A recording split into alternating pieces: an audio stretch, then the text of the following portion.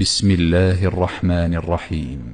تبارك الذي بيده الملك وهو على كل شيء قدير، الذي خلق الموت والحياة ليبلوكم أيكم أحسن عملا، وهو العزيز الغفور، الذي خلق 7 سماوات طباقا، ما ترى في خلق الرحمن من تفاوت، فارجع البصر هل ترى من فطور، ثم ارجع البصر كرتين ينقلب